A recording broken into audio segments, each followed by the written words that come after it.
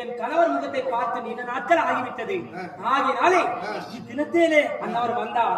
அன்னவர் முகத்தை பார்த்தால் எனக்கு சற்று கூச்சமாய் இருக்கின்றது. ஆகினால நீங்கள் என்ன செய்ய வேண்டும் தெரியுமா?